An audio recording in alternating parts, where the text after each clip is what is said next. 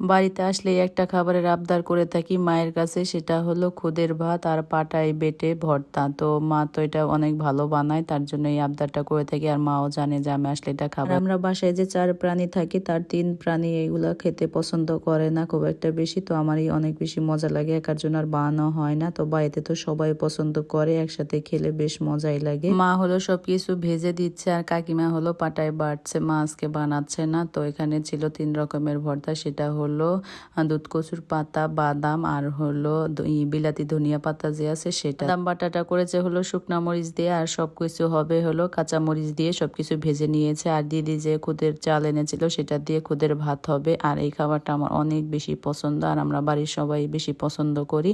যারা পছন্দ করে না তাদের জন্য আলাদা রান্না হবে, আর আমাদের জন্য হলো এটা।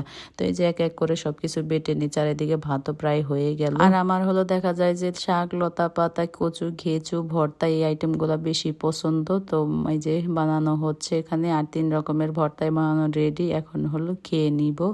তো অনেক বেশি মজা হয়েছিল 3টা ভর্তায়। তো শাশুড়ি মায়ের জন্য একটু মানে সে খায় কিন্তু ঝাল ছাড়া, তার জন্য একটু আলাদা করে বেটেছে, মানে মরিচ কম দিয়ে। শীতের সকালে রোদে বসে এরকম খুদের ভাত, 3 রকমের ভর্তা খেতে কি যে মজা, সেটা অন্যরকম এক অনুভূতি বলে বোঝাতে পারবো না। আর বাড়িতে যে কয়দিন ছিলাম দেখা যায় যে রোদে বসেই মানে রোদ যে কয়দিন ছিল রোদে বসেই খেয়েছি, অনেক অনেক মজা করে খেলাম। কার কার এরকম খুদের ভাত তারপরে হলো ভর্তা আইটেম পছন্দ অবশ্যই কমেন্টস করে জানাবেন। আমি তো অনেক বেশি পছন্দ করি।